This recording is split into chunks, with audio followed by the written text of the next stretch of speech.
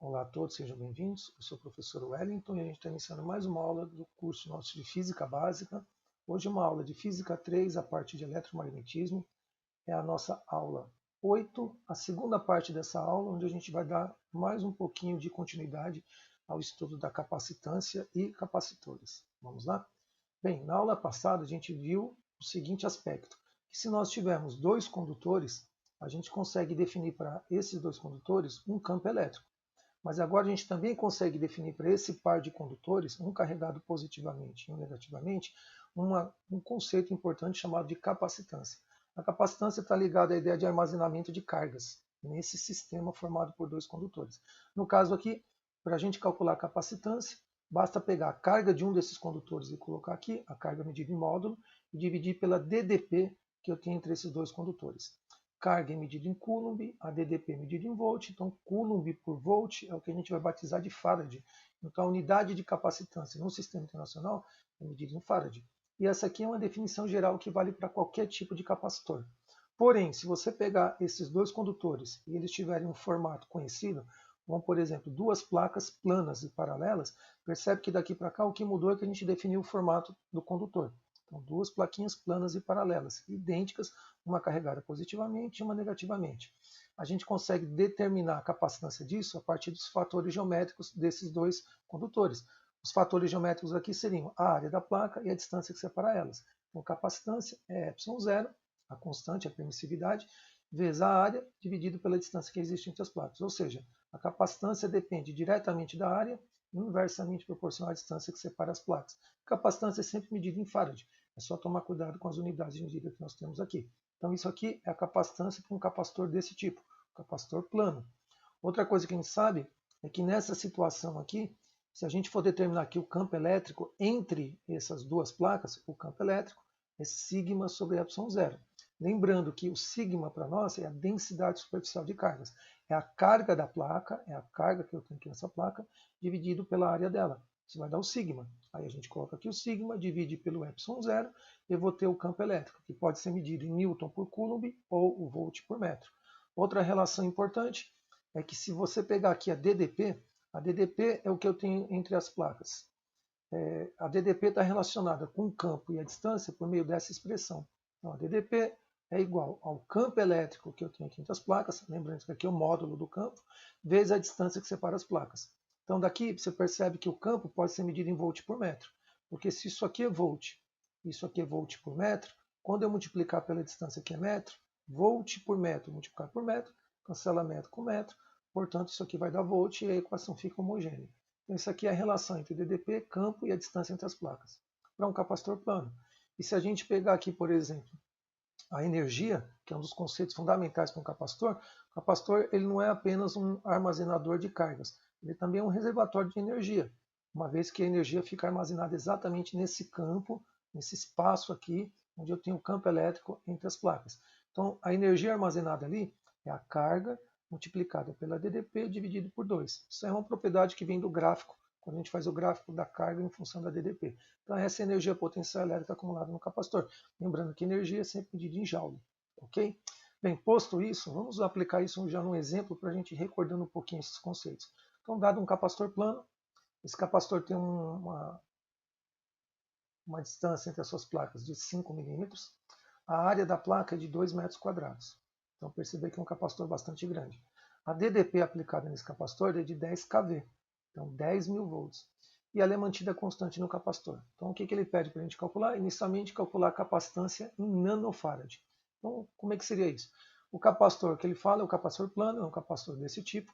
Lembrando que quando a gente fala de capacitor, eu tenho duas plaquinhas e aqui no meio existe um material separando elas, o chamado dielétrico.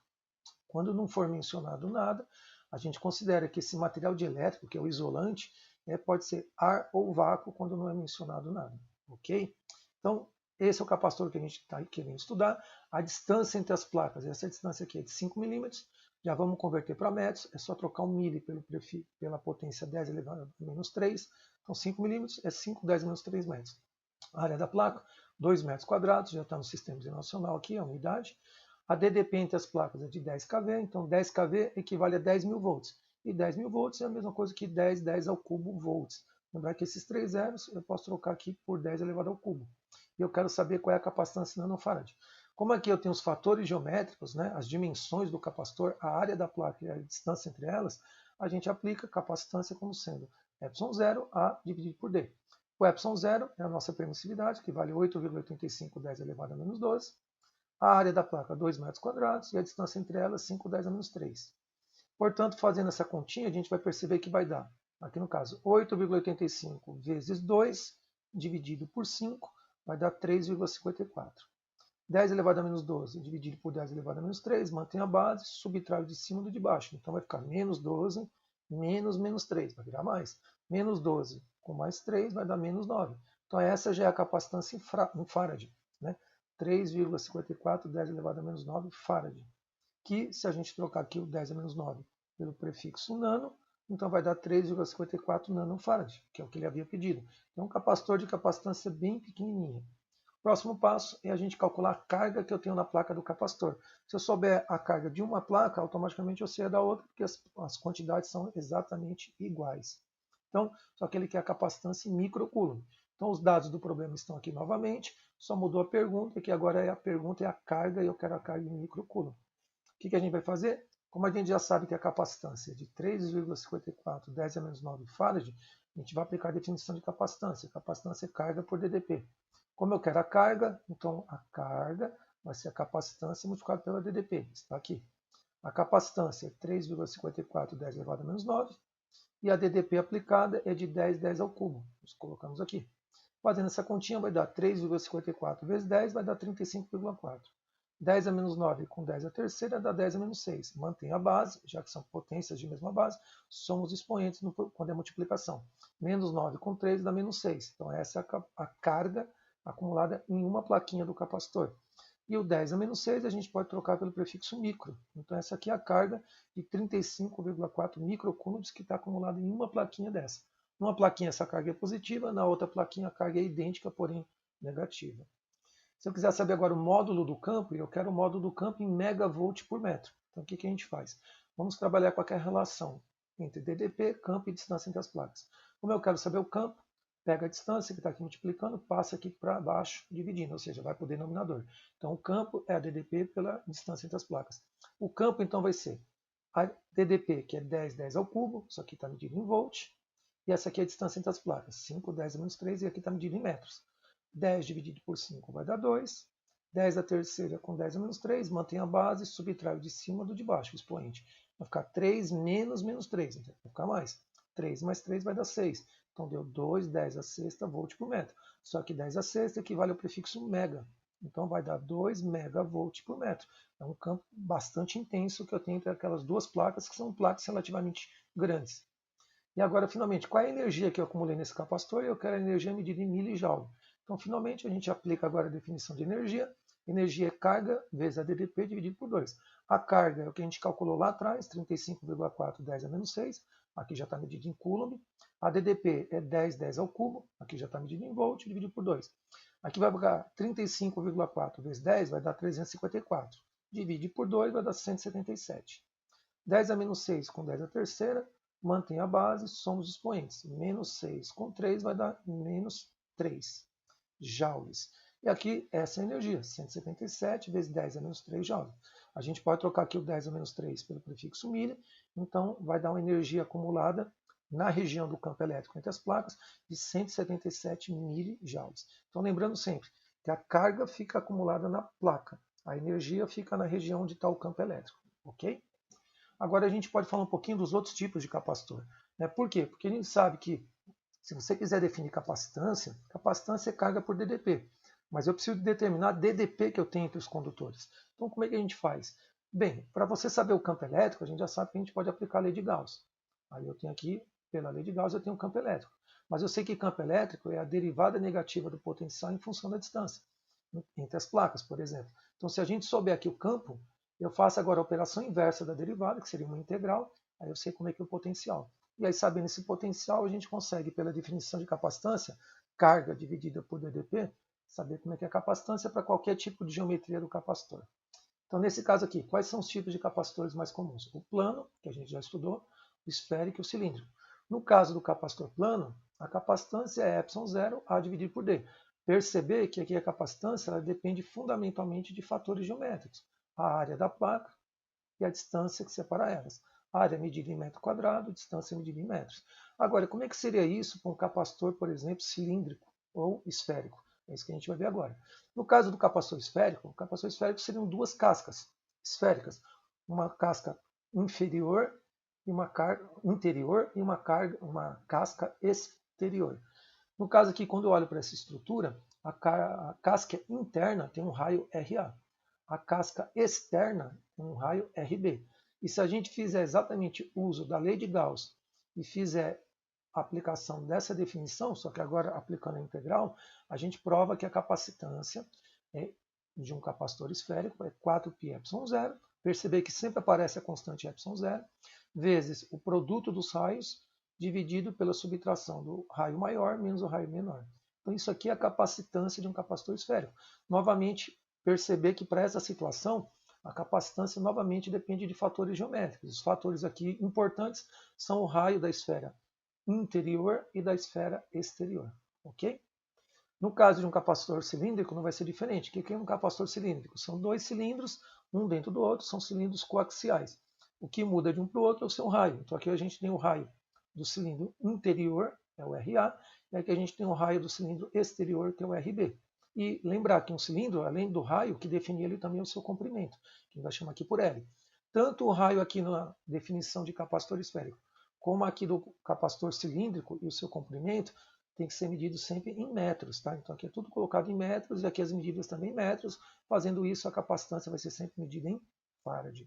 Nesse caso aqui, a capacitância para esse tipo de capacitor é 2πε0, novamente apareceu a constante, multiplicado pelo comprimento do capacitor e dividido pelo logaritmo natural neperiano da razão entre RB e RA. Então perceber que aqui vai ter que usar o LN, aquela teclinha da calculadora. Quem tem a Cássio, a teclinha do LN fica do lado do log.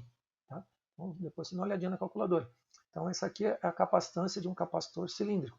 Novamente, o que vale destacar é que a capacitância está sempre associada a fatores geométricos.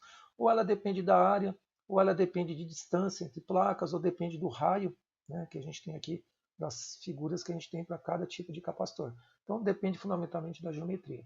Vamos aplicar isso. Você vê como é uma situação bem simples. Se eu tiver um capacitor esférico, esse capacitor ele é constituído de duas cascas que têm o mesmo centro e os raios são diferentes. O raio da primeira é de 9,5 centímetros, é a esfera que está na parte interna, e aqui eu tenho o raio da esfera da parte externa, a esfera maior. Quero saber qual é o valor da capacitância desse sistema, formado por duas cascas, uma interna e uma externa. E eu quero a capacitância em picofarad. Então, os dados do problema estão aqui. Raio, o RA, que é o raio menorzinho, 9.000 centímetros, já convertemos aqui para metros. O raio da esfera maior, ou da casca externa, é de 10.000 centímetros, então passamos já para metros. Basicamente, a gente só depende desses raios. Então, aplicando agora a definição de capacitância, o capacitor esférico, 4πε0, produto dos raios, dividido pela subtração do raio maior menos o raio menor. Então vai ficar 4π é o 4π mesmo, que a gente vai usar da calculadora. A constante ε0, 8,85 10 elevado a menos 12. Substituímos aqui o produto dos raios, RA vezes RB, e aqui RB menos RA. Executando essa continha aqui na calculadora, isso aqui vai dar aproximadamente 1,11 10 elevado a menos 10 farad. Andando aqui com a vírgula, duas casas, isso aqui vai para 111, e o que era 10 a menos 10 vai para 10 a menos 12. E por que 10 a menos 12? Porque 10 a menos 12 a gente troca pelo prefixo pico. Então esse capacitor aqui esférico ele tem uma capacitância bem pequenininha, de aproximadamente 111 picofarads. Só tomar cuidado aqui que a gente tem que deixar aqui sempre em metros. Então, na dúvida, deixa sempre no padrão metro. Tudo bem? Agora, como é que ficaria para o capacitor cilíndrico? Então, se eu tivesse um capacitor cilíndrico, que a gente já sabe que é essa situação, dois cilindros coaxiais, o cilindro menorzinho tem um raio de 4 centímetros, o cilindro maior tem um raio de 8 centímetros, e o comprimento dele, esse comprimento dele aqui, ó, é de 10 centímetros. Quero saber qual é o valor da capacitância dele também em picofarads. Então, separando as informações e deixando tudo numa unidade padrão, o raio menorzinho 4 centímetros, aqui está a medida dele em metros, 0,04 metros. O raio maior 8 centímetros, aqui está a medida em metros, 0,08 metros. O comprimento dele 10 centímetros, que é a mesma coisa que 0,1 metros. Quero saber a capacitância desse capacitor em picofarads. Como ele é cilíndrico, capacitor cilíndrico, capacitância é 2πε0, comprimento, multiplicado pelo comprimento dele, dividido pelo Ln da razão entre os raios. Então aqui vai ficar o 2π da calculadora, a constante ε0, 8,85 elevado a menos 12, o comprimento aqui do capacitor, esse comprimento 0,1, e o Ln vai ficar Ln de RB sobre RA, então vai ficar 0,08 dividido por 0,04. Perceber que aqui vai dar Ln de 2, né? Esse dividido por esse vai dar 2, então vai ter que calcular o Ln de 2. Então, fazendo essa continha aqui na calculadora, vai dar aproximadamente 8,02 10 elevado a menos 12 farads. Esse é o resultado dessa conta. E aqui basta eu trocar esse 10 a menos 12 pelo prefixo pico, então vai dar 8,02 picofarads. Então, esse capacitor cilíndrico, com essas dimensões, ele vai ter essa capacitância. Ok? Bem, agora o que acontece quando você troca o dielétrico? Ou melhor, o que acontece quando a gente insere um dielétrico? Né? Até agora a gente tem tratado sempre que aqui no meio pode ter ar ou vácuo, que é a situação mais simples. Mas o que aconteceria se aqui no meio a gente colocasse um outro material? Bem, experimentalmente a gente percebe o seguinte: dado um capacitor, vamos tomar aqui como exemplo o capacitor de placas planas. Ele tem uma capacitância C0, então C0 é a capacitância inicial, e na placa aqui tem uma carga Q0. E eu peguei, carreguei esse capacitor, e aí, portanto, estou medindo aqui com o auxílio de um voltímetro, eu estou medindo a DDP que tem entre as placas. Então, nesse exemplo aqui está dando 2 volts. Essa é a DDP, o delta V0, é a DDP inicial desse capacitor, nessa condição, quando aqui no meio tem ar ou vácuo. Agora, o que acontece quando a gente inserir aqui um dielétrico? Bem, quando não tem o dielétrico, a gente sabe que aqui no campo, o campo elétrico aqui no meio, é aquele campo do tipo célula, é um campo elétrico uniforme, é um campo bem comportado. Então vamos chamar esse campo aqui de E0, é o campo elétrico inicial, nessa condição aqui, quando aqui tem ar ou vácuo. Agora, o que acontece quando a gente inserir um dielétrico? Bem, quando a gente insere um dielétrico, por exemplo, eu poderia colocar aqui uma película de algum material, podia ser até um pedacinho de papel, um pedacinho de vidro, né? Ou um material isolante, como por exemplo mica. Quando a gente coloca aqui, experimentalmente o que a gente percebe é que a DDP, que era de 2 volts, ela agora diminui, ela fica agora para 1 volt. Então só o fato de você inserir o dielétrico já faz com que a DDP do capacitor fique menor, vá para 1 volt. Então o que era ΔV0, agora vai para ΔV. Então ela diminui a DDP. A capacitância antes a gente calculava como sendo Q0, era a carga que eu tinha aqui, dividido pela DDP, ΔV0. Então a capacitância inicial é isso aqui. Como é que eu defino agora a capacitância nessa situação? Bem, primeiro perceber que quando eu coloco aqui o dielétrico que eu vou colocar aqui, a gente tem, devido a um fenômeno aqui de indução, vão aparecer cargas. Né? Cada plaquinha aqui vai induzir nesse dielétrico o aparecimento de cargas. Essas cargas que aparecem aqui vão favorecer o aparecimento de um outro campo elétrico dentro desse dielétrico. Esse campo elétrico ele vai fazer com que o campo original que eu tinha, que era E0, ele sofra uma diminuição. Então o campo agora também vai ficar diminuído, proporcionalmente a uma constante que a gente vai definir que é uma constante K. Então a DDP, que era ΔV0, essa DDP agora vai diminuir de um fator K e vai dar o ΔV. Então ΔV é minha nova DDP, ela diminuiu desse fator K. O campo elétrico, a mesma coisa. O campo elétrico, que antes era E0, ele agora vai ficar dividido por uma constante K. A constante K está associada exatamente com o dielétrico que eu coloquei aqui. Então, o meu novo campo elétrico eu vou chamar de E. E, finalmente, se a gente lembrar que ΔV é E vezes D, a gente sabe que esse D é a distância entre as placas. Essa distância não diminuiu, né? Mas se a DDP diminui, então, obviamente, o E também tem que diminuir, o campo elétrico tem que diminuir. Então, isso aqui prova para a gente que se um diminui, o outro também diminui. E, portanto, se a gente quiser agora definir a nova capacitância, a minha nova capacitância, que agora eu vou chamar de C, essa capacitância vai ser Q0, porque a carga não muda. Você percebe que daqui para cá, a carga continua sendo a mesma. A carga está acumulada na placa, isso não diminui. O que diminui é o campo elétrico que eu tenho entre as placas. Então, a carga permanece a mesma em relação ao que eu tinha antes, mas a DDP diminuiu. Se isso aqui diminuiu, isso aqui está no denominador, carga e DDP são inversamente proporcionais. Se isso aqui diminui, portanto, a minha capacitância aumenta. Então, isso aqui prova para a gente que toda vez que você insere um dielétrico, a capacitância ela aumenta na presença de um dielétrico. Então, a minha capacitância nova, essa capacitância C, comparada com o que eu tinha antes, que era o C0, a minha capacitância ela aumentou de um fator K. Esse mesmo fator que reduziu aqui a DDP e reduziu o campo elétrico, é o mesmo fator aqui agora multiplicador que vai dar a nova capacitância. Esse K, a gente dá um nome para ele, chama-se constante dielétrica.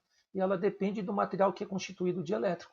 Então, para cada dielétrico que eu colocar ali entre as placas, eu vou ter uma constante K diferente. Aqui estão alguns valores que eu peguei de um livro, daqueles que eu recomendei lá no início do nosso curso, e aqui estão os valores dessas constantes. Então, para o ar seco, essa constante é em torno de 1. Para o vácuo, também em torno de 1. Por isso que sempre que a gente coloca o ar ou o vácuo, a gente considera que a capacitância não muda.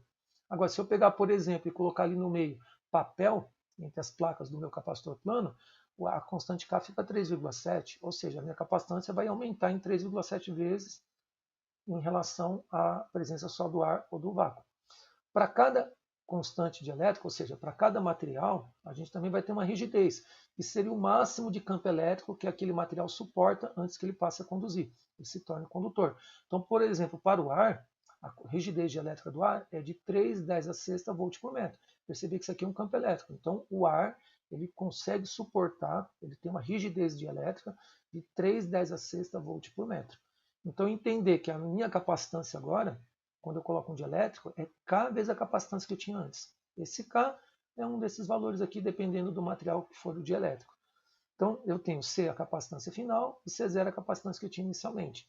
E se eu pegar o ar ou vácuo, como o K aqui é aproximadamente 1, como a gente vê aqui na tabela, a capacitância final não muda em relação à inicial. Agora, se eu colocasse Teflon, a gente olha que Teflon é 2,1. Se eu colocar Teflon entre as minhas plaquinhas, a minha capacitância vai aumentar em 2,1 vezes. A minha capacitância final vai ser 2,1 vezes maior que a capacitância inicial. Finalmente, para terminar de hoje, vamos fazer aqui uma modelagem de uma nuvem de tempestade. Então, a gente sabe que durante uma tempestade, aquela nuvem que se forma, ela tem às vezes um tamanho muito grande. Então, vamos considerar essa situação. Uma nuvem com 2 km de largura, 3 km de comprimento e que flutua 500 metros acima do solo. Vamos considerar um solo plano. Tá? Então, aqui eu tenho as dimensões da minha nuvem e a altura que ela se encontra em relação ao solo. Vamos considerar que essa nuvem tem uma carga de 160 coulombs e que o solo inicialmente está neutro. Calcular qual é o potencial entre a nuvem e o solo, primeiro medido em volt. Então, o que a gente vai fazer? Primeiro, separar aqui os dados do problema. A largura da nuvem, 2 km, são 2,10 a terceira metros. O comprimento dela, 3 km, 3,10 ao cubo metros. Portanto, a área é a multiplicação do comprimento pela largura. Então, 2 vezes 3, 6. 2 vezes 3, 6. 10 ao cubo vezes 10 ao cubo dá 10 a sexta, metro vezes metro dá metro quadrado. Então, essa é a área que vai constituir a minha nuvem.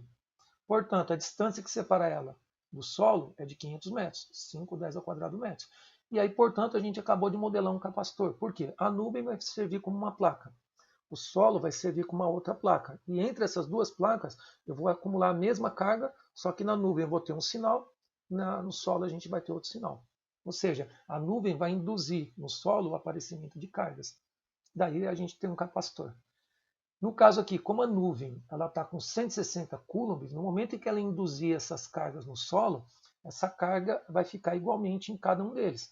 Porém, vai ficar dividida por 2. Então, considerando que isso é um capacitor plano, como aqui antes estava a nuvem carregada e o solo neutro, agora vai dividir essa carga igualmente entre a nuvem e o solo por conta da indução. Então, a minha nova carga que eu vou ter em cada uma dessas placas, uma placa é a nuvem, outra placa é o solo, vai ser a carga total que eu tinha dividido por 2. Então vai ficar 80 coulombs na nuvem, 80 coulombs no solo. Essa é a carga que a gente vai ter que considerar para efetuar o cálculo. E qual é a nossa DDP nesse caso? Então a gente vai aplicar aqui um capacitor plano, que é o que a gente está modelando aqui a nuvem em relação ao solo, é ε0 A dividido por D. A área aqui da nuvem ou da nossa placa, 6,10 a sexta. Aqui está a constante ε0 e a distância que separa elas, ou seja, da nuvem até o solo, 500 metros, são 5,10 ao quadrado. Efetuando essa continha, vai dar 106,2, 10 a menos 9 farad. E o 10 a menos 9 a gente pode trocar pelo prefixo nano, que é uma capacitância pequena que tem entre a nuvem e o solo, 106,2 nanofarads. Mas agora eu posso aplicar a definição de capacitância, que é a definição geral, capacitância é carga por DDP. Se eu quiser saber a DDP, eu jogo a DDP para cá, jogo a capacitância aqui dividindo. Então, a minha DDP entre a nuvem e o solo vai ser a carga, que é isso aqui, ó, 80, dividido pela capacitância, que é isso aqui, medido em farad. Então, 80 dividido por isso vai dar aproximadamente 753,3, 10 a sexta volts. Perceber que é um potencial bastante grande, né? É um potencial de 753,3 milhões de volts. Então, numa nuvem de tempestade, o potencial acumulado entre ela e o solo é absurdamente grande. Por isso que é sempre perigoso você ficar exposto a uma situação como essa. Finalmente, se eu quiser saber, cairiam raios numa situação como essa? Será que seria possível ter raios nessas condições? Basta você lembrar aquilo que a gente apresentou antes. A gente sabe que o ar, que é o que está separando a nuvem do solo, tem uma rigidez elétrica de 3,10 volts por metro. Então, qualquer valor acima disso significa que você vai ter muitas descargas elétricas acontecendo, porque a partir desse limite, o ar passa a ser condutor. Então, nessas condições, teríamos a ocorrência de raios? Vamos justificar depois. Então, primeira coisa, é isso que eu estou modelando. Aqui está a nossa nuvem, aqui está o solo plano, e entre eles já tem aquele potencial que a gente sabe que é de aproximadamente 753,3 milhões de volts, que é o 10 a sexta. O 10 a sexta está na casa do milhão. Quero saber qual é o campo elétrico nesse sistema. Se aqui está carregado positivamente, por exemplo, e a Terra negativamente, aqui vai ter um campo elétrico entre eles. E esse campo elétrico vai ser medido em volt por metro. Se ele superar isso, então vai ter muita ocorrência de raios. Então vamos calcular aqui. A gente aplica aqui ΔV, E vezes D. Para saber o campo, basta pegar a distância e passar dividindo. Então vai ficar aqui, esse é a DDP, medido em volt, é o que a gente tem aqui, dividido pela distância desse sistema. Então, da nuvem até o solo, essa é a distância. Dividindo um pelo outro, vai dar aproximadamente 1,51 10 a sexta volt por metro. Perceber que isso deu praticamente metade desse valor. Nessa condição, o que a gente imagina que aconteça? Nós já vamos ter algumas poucas ocorrências de raios, mas já perceber que é uma situação muito perigosa, porque já está tendo, já vai acontecer. Talvez a incidência não seja grande, ela seja pequena, mas já vai estar acontecendo. E a tendência, se isso aqui se tornar mais intenso e esse campo elétrico aumentar e superar esse valor, essa ocorrência vai se tornar bastante grande. Então essa foi a nossa aula 8 sobre capacitância e capacitores. Aguardo vocês para as próximas aulas. Até breve.